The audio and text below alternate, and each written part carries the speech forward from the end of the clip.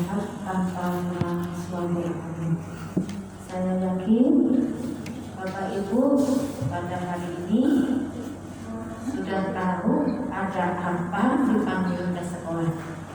Karena undangannya mohon maaf melalui WA ya, tidak melalui surat secara resmi. Bapak Ibu, terima kasih dulu atas kehadirannya, atas kedatangannya. Walaupun mungkin agak sedikit molor ya, karena memang dari kelas 3A, tapi molornya 30 menit. Akhirnya yang kelas 3B juga molornya 30 menit. Ini kayaknya nggak banyak yang molornya ya. Ini nggak banyak. Walaupun sudah kami bolak-balik, tolong beli anak lagi biar tepat waktu. Kenapa saya minta di tepat waktu? Ya waktunya itu efektif. Nanti pagi 30 menit mau saya tinggal untuk mengerjakan yang lain tanggung. Enggak, akhirnya hanya pulang dulu, depan balik lagi.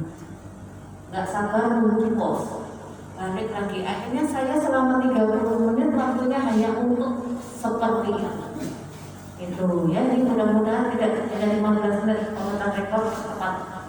Walaupun lambat tapi tepat ya. Baik Bapak Ibu. Nah pada hari ini selain akan menerima hasil proses pembelajaran selama 1 tahun, kita juga silaturahmi karena sudah 6 bulan ya kita nggak ketemu. Saya dengan Bapak Ibu nggak bertatap muka seperti ini. Jadi pada intinya rapor sebenarnya sudah boleh dibagikan per tanggal 19 Juni. Namun karena ada sesuatu hal yang kita semua tahu, pada saat itu lagi gencar-gencarnya yang namanya COVID, jadi kita rasanya mengumpulkan Bapak itu ada rasa ya takut, ya bimbang, ya ragu, bercampur menjadi satu. Akhirnya diputuskan pada hari inilah kita bertemu untuk bersilaturahmi sekaligus mengakhiri tahun pembelajaran 2019-2020 dan mengawali tahun pembelajaran 2020-2021 ya. Jadi Bapak Ibu selama 1 tahun kebelakang ini proses pembelajarannya di awal-awal itu luar biasa, berjalan sebagaimana mestinya, sesuai dengan program, mudah-mudahan juga sesuai dengan harapan kita semua. Namun begitu awal Maret ya, terjadi sesuatu yang tidak kita inginkan bersama, harus kita lalui bersama. Akhirnya anak-anak yang semestinya bisa ceria ketemu dengan Bapak Ibu gurunya harus belajar di rumah. Bu gurunya juga demikian. Awal-awal bu gurunya kalau suruh datang ke sekolah juga pada takut. Jadi mereka atau beliau-beliau ini ngajarnya dari rumah. Nah, tentunya dengan adanya wabah yang seperti itu, mari kita ambil hikmahnya. Ya, kita ambil sisi positifnya. Kalau kita mengambil sisi negatifnya, otomatis pemikiran kita akan negatif terus, sisi positifnya hilang. Lebih bagus kita mengambil sisi positifnya, akan energi positif nih yang mengalir di benak kita. Akhirnya energi negatifnya akan hilang. Ya, jadi begitu. Dengan adanya COVID ini, saya yakin hikmah yang pertama untuk Bapak Ibu. Bapak Ibu yang selama ini percaya penuh putra-putrinya diamankan ke sekolah. Bapak Ibu bebas di rumah, bekerja, yang masak, yang ngurus rumah, yang ngurus pekerjaan.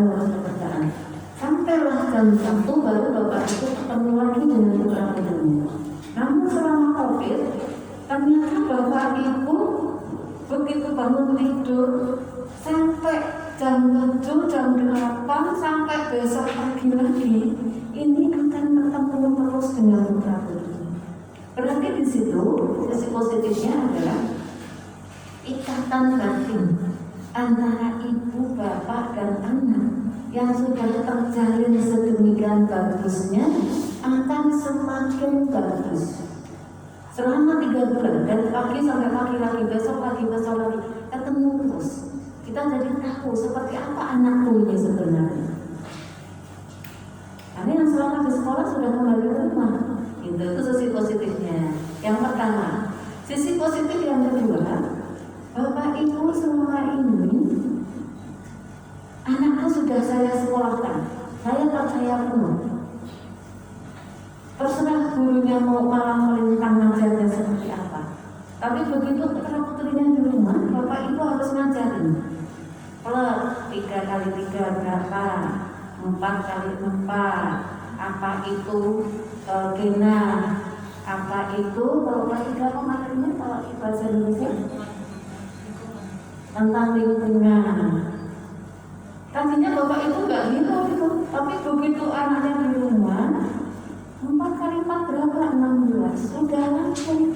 Bapak Ibu hanya mengajarkan 4 kali 4 adanya 16. Tapi Bapak Ibu tidak pakai proses. 16 itu datangnya dari mana? Itu ya.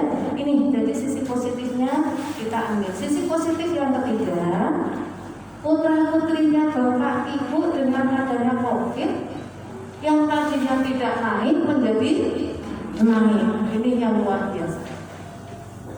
Benar nggak? Iya. Coba kalau proses pembelajarannya seperti biasa tatap muka. Ada yang tidak naik kelas 3A, 3C. Tapi dengan adanya COVID, nggak tahu keadaannya seperti apa, bagaimana, akhirnya menjadi naik 11. Nah, ini yang menjadi masalah. Walaupun sisi positif, kita sikapi itu. Misalkan ada 3 orang siswa 3C seharusnya tidak naik. Apa sebab? Dia membawa beban 5 kilo saja nggak kuat. Begitu dia naik ke kelas 4, bebannya ditambah menjadi 10 kilo.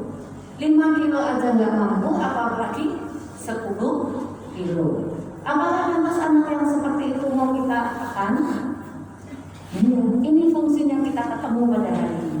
Ya, salah satu fungsinya, manfaatnya kita ketemu pada hari ini.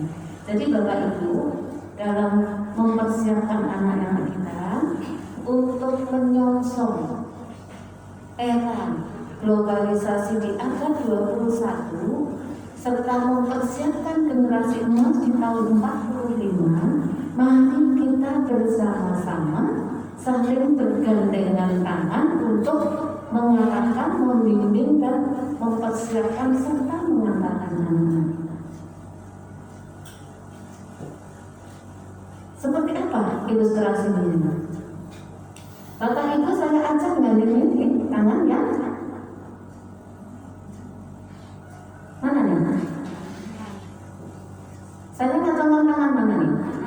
Bapak Ibu saya ajak membawa putra-putrinya di tangan kanan. Kami akan membawa dengan tangan kiri. Jadi begitu anak-anak kita melihat ke kanan ada Bapak Ibunya. Begitu melihat ke kiri ada Bapak Ibu gurunya. Dia berada di tengah-tengah. Dia akan merasa tenang, tentram karena terlindungi, karena dipenuhi dengan rasa kasih sayang.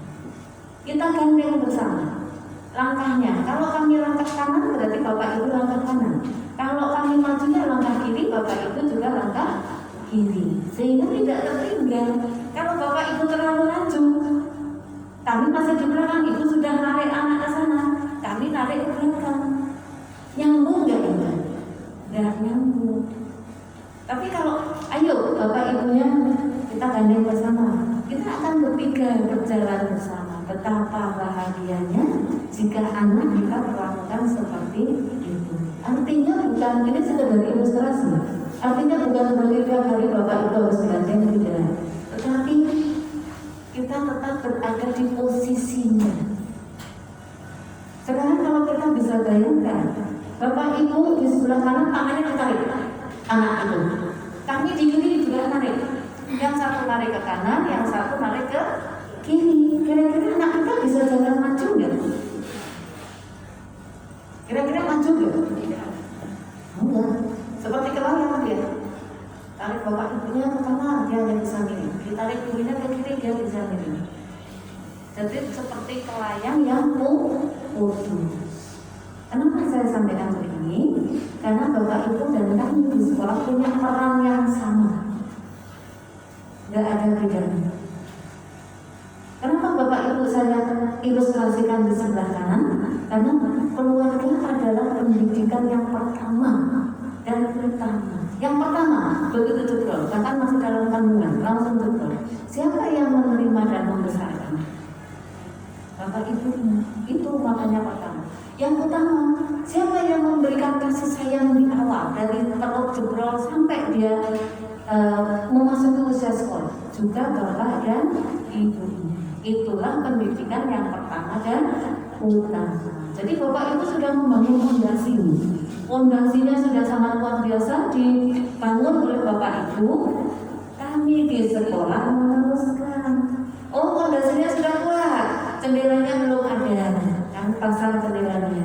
Oh, pintunya belum ada. Atapnya, mari kita sama-sama membangun atapnya. Jadilah bangunan yang utuh.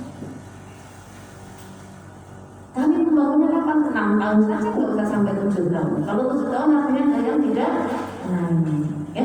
Jadi ini Bapak Ibu ilustrasinya.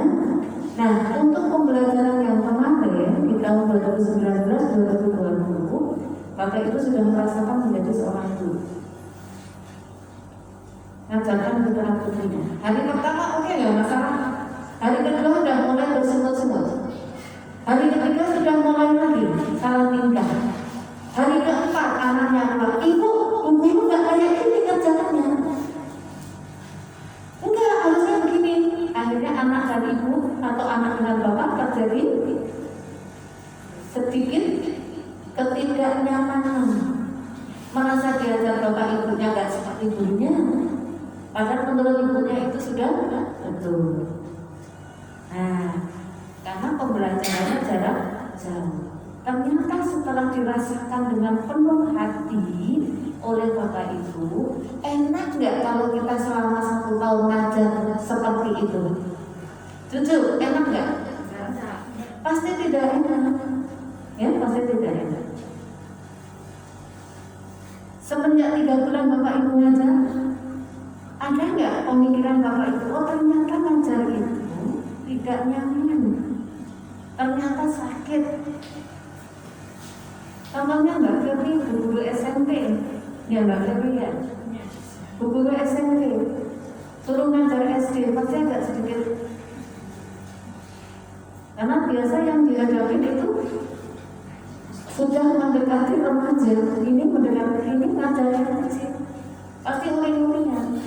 Kadang belum disuruh belajar dia entah lari kemana, disuruh belajar mandinya lama, disuruh belajar makannya juga lama. Ini, jadi adalah keterikatan. Ternyata Pak Guru ngajar itu nggak enak ya. Selama ini berarti saya salah menilai Bapak dan Ibu. Ya, seperti itu Bapak Ibu. Namun sayang sampai hari ini detik ini protokol COVID-19 kesehatan yang harus kita ikuti belum berubah. Otomatis pembelajaran di tahun ajaran baru ini prosesnya masih seperti kemarin melalui pembelajaran jarak jauh. Nah, sekarang seperti apa? Karena yang kemarin Bapak Ibu pusing, hari ini dikasih soal 10 langsung disuruh kirim, besok dikasih soal lagi 10 langsung disuruh kirim sama guru. Masih mau seperti itu enggak? Kira-kira masih mau nggak kalau seperti itu? Hari ini 10 kirim, besok 10 kirim terus setiap hari? Enggak kan? Enggak. Makanya kami mencoba di tahun ini untuk sedikit memperbaiki sistem pembelajaran jarak jauh. Ya. Yang pertama, nanti Bapak Ibu wali kelas yang baru harus mendaftar seluruh siswa kelas 4C yang memiliki fasilitas lengkap untuk pembelajaran daring berapa orang, yang tidak punya peralatannya berapa orang, nanti akan dipilah Tuh ya, bagi yang punya sarananya, prasarannya itu kami akan suatu saat programnya ada virtual. Jadi Bapak Ibu dulu dengan siswanya mungkin akan bisa melihat, oh ini Pak guru saya yang baru, oh ini temanku, sudah lama nggak ketemu, mungkin kangen ini loh. Itu walaupun nanti prosesnya nggak lama, kalau lama program Bapak Ibu juga dari cukup ya, paling 10 menit cukup lah ya.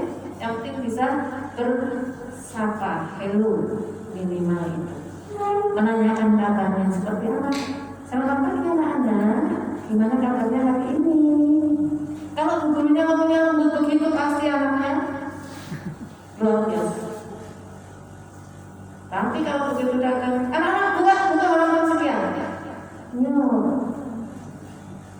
Tapi kalau lembut dulu, datang senyum. Selamat pagi anak-anak sekalian. Apa kabar hari ini? Siapa yang tidak masuk coba? Yuk, siapa yang berani memimpin doa pagi hari ini? Pasti akan antusias dan mengikuti. Tuh, ya. Mudah-mudahan nanti akan seperti di virtual nanti yang pertama akan seperti itu. Terus kemudian ada kalanya juga kami dari sekolah akan mengirimkan video pembelajaran. Video pembelajaran nanti gurunya yang akan mengajar divideokan, kemudian hasil videonya akan dikirim ke Bapak Ibu. Makanya Bapak Ibu HP-nya selama dari jam 8 sampai jam 11 terus standby untuk anaknya. Korbankan Bapak. Ya, kan kita hidup mencari sesuatu untuk anak. Untuk apa sih Bapak Ibu bekerja? Untuk anak. Nah, sekarang kalau anaknya butuh HP 3 jam masa nggak dikasih? Berarti bohong Bapak Ibu ya, bekerjanya nggak untuk anak, berarti untuk diri sendiri. Ya, ini nanti kemudian bisa juga video itu kita ambil dari orang lain. Bisa saja nanti mungkin suatu saat saya entah mengajar apa, tapi bisa didengarin oleh anak kelas 1 sampai anak kelas 5. Kelas 6 salah ya, masuk kelas 6 nggak jadi. Kelas 1 sampai kelas 6. Nanti saya akan bicara biar mereka mendengarkan seperti apa guru kepala sekolahnya itu ngomong apa. Nanti dari apa yang saya sampaikan, nanti anak dibuat tugas. Coba itu tadi yang disampaikan oleh kepala sekolah. Itu ya. Terus juga ada video pembelajaran yang kita ambil dari luar. Terus nanti Bapak Ibu jangan heran, kelas 4 berarti kelas 4 ya? Kelas 4 nanti yang mengajar di video itu nggak hanya Bu Trini, ini nama wali kelasnya, ya, bukan hanya Bu Trini, tapi mungkin ibu-ibu yang lain yang akan mengajar. Jadi anak punya nuansa yang tidak membosankan. Hari ini pendengar Putri, besok mungkin mendengarkan saya, besoknya lagi mendengarkan wali kelas yang lain, seperti itu. Jadi dia akan penuh warna, penuh pengalaman, penuh dengan wawasan yang baru dari orang-orang yang berbeda. Nah sekarang tugas. Kalau kemarin tugasnya 1 hari tugas harus dikumpul, harus dikirim. Nanti tidak seperti itu. Tugas tetap ada, tapi jumlah soal kami batasi. Karena untuk COVID-19 pembelajarannya adalah hanya mengutamakan materi yang pokok, materi esensial sesuai dengan bunyi kajiannya, itu saja. Nanti soalnya mungkin 3, soalnya mungkin 4, bahkan kalau bisa 2, asal sudah mewakili KD itu sudah cukup. Paling banyak kami targetkan kemarin 5 soal untuk tugas hari-hari. Tugas itu hariannya tidak dikumpulkan atau tidak diserahkan. Tulis di dalam buku. Jangan pakai kertas. Pakai kertas hari ini tulis, besok udah lupa kemana naruhnya. Pakai buku 1. Tugas pertama hari Senin 17 Agustus misalnya. Soal 1, 2, 3, bawah jawaban 1, 2, 3. Jawabannya boleh dibolak-balik, nggak harus nomor 1, nanti jadi nomor 1. Kalau lebih cepat menjawab nomor 3, berarti jawaban nomor 3 dulu nggak apa-apa, nggak masalah. Nah, itu disimpan. Nanti hari kedua atau hari ketiga ada tugas lagi, lanjutkan sampai 1 bulan, berarti 1 tema. Nanti kalau sudah 1 tema, baru bapak ibu gurunya akan minta. Gitu ya. Terus ulangan hariannya kan ulangan harian itu cukup 1 minggu 1 kali, akhirnya di akhir sub tema. Ulangannya juga nggak perlu banyak-banyak. Jika bapak ibu nanti masih menemukan putra putrinya mendapat tugas yang berlebih, baik itu tugas harian maupun ulangan umum, silakan hubungi kepala sekolahnya. Ya, hubungi kepala sekolah. Ini kelas 4A kok tugasnya masih ada 15 soal, cepat ke saya.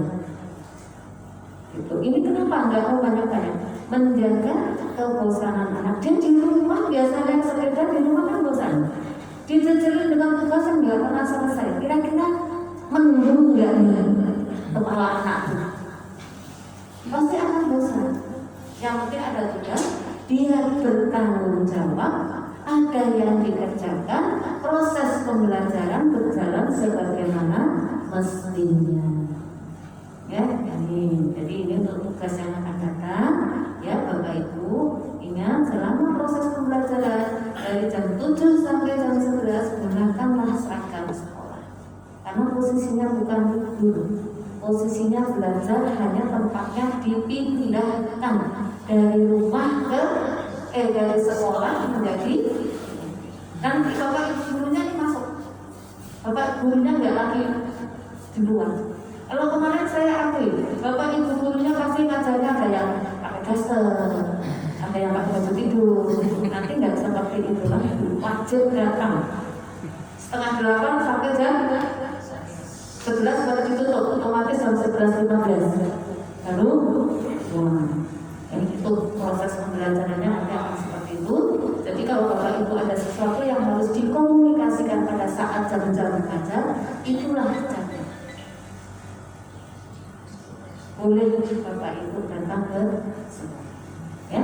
Nah, yang tidak kalah penting bapak ibu, jika bapak ibu punya suatu persoalan yang sangat mendesak dan harus segera diselesaikan terkait dengan sekolah, silahkan disampaikan. Yang tadi kan kita sudah sepakat, kita saudara, kita ibaratnya orang kembar nih, satu kanan satu kiri, 2 sisi maka uang yang tidak bisa kita pisahkan. Makanya ada sesuatu dikomunikasikan, kami siap. Kadang-kadang sudah mau datang ke sini saling udur-uduran. Kalau bahasa Indonesia udur-uduran apa? Ini udur-uduran bahasa Jawa ya.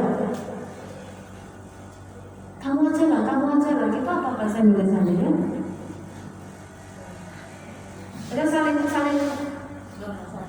saling nyuruh dan nggak tahu bahasa Indonesia nya, ya. Nah, nggak seperti itu. Siapapun yang menghadap, insya Allah kami siap untuk menerima dan menampung. Dengan catatan, karena kita ini orang timur, orang yang berpendidikan, orang dewasa, monggo menyampaikannya sama-sama sehingga masalah yang besar banget menjadi kecil. Yang kecil monggo kita pelan-pelan kita kikis, kita anggap gak ada masalah, walaupun masalah besar dasarnya adalah dari masalah kecil. Tapi yang sudah kecil gak perlu dibesar. Ya, nih ini bentuk kerjasama kemitraan kita, punya tujuan yang sama, ingin mengantarkan anak-anak kita agar kedepannya bisa menemukan jati dirinya dengan segala kemampuan yang ada pada dirinya. Kira-kira Bapak itu setuju dengan apa yang saya sampaikan? Berat enggak? Berat enggak? Kalau berat disampaikan, saya keberatan. Iya, keberatannya di mana? Keberatan dia enggak? Ragu-ragu pada yang punya anak siapa lah ya? Keberatan enggak? Bapak kan enggak lihat saya senyum apa enggak? Ibu enggak lihat saya senyum apa enggak? Keberatan nggak Bapak Ibu? Ya. Kalau keberatan Ibu, cuma ada sisi baiknya, ada sisi tak bagusnya. Iya, sampaikan saja.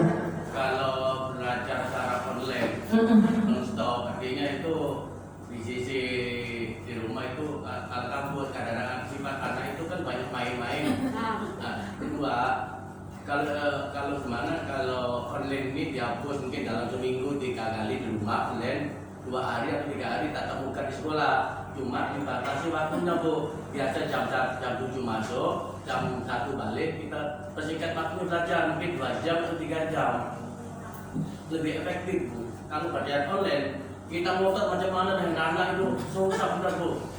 Apalagi latar belakang orang tua itu pendidikannya kan lain-lain Bu, ada SMP, ada SMA, ada S1, bahkan ada sekolah. Jadi menyampaikan ke anak itu kan kadang-kadang salah tanggap, kadang-kadang macam-macam lah pokoknya. Terutama saya alami sendiri itu Bu. Ya begitulah kira-kira, mungkin ada apa-apa di tempat lain. Ya usul saya mungkin belajar online dalam 1 minggu itu 3 hari tatap muka, 3 hari secara online. Koreksi artinya, koreksi baca keluarnya gimana, nggak bisa kita jarak jauh. Kecuali jarak jauh karena mereka sudah dewasa semua Bu. Ini kan anak-anak masih banyak sifat main. Dan pula orang tua ini kadang-kadang apalagi yang guru kasar, PNS, itu macam-macam peristiwanya beda-beda. Ya begitulah Bu, mungkin saran saya. Nggak apa-apa Pak, daripada Bapak nanti nggak bisa tidur. Sampai ini dekat semua, ya kan? Nah, monggo Bapak Ibu, ini keluhan salah satu teman kita. Kira-kira Bapak Ibu yang mau menanggapi dulu terkait dengan apa yang disampaikan oleh Bapak? Nggak apa-apa. Saya yakin Bapak Ibu yang lain punya jawaban tersendiri untuk kita. Kenapa kita tidak boleh tatap muka? Yo, yang guru, karena sudah ada aturannya, mungkin paham. Tidak boleh tatap muka. Nah, sampaikan saja Mbak Fir. Monggo, apa biar yang lain. Ini kebetulan Bu Guru SMP Pak. Sama-sama pakai yang ini. Gak apa-apa, dia pun 2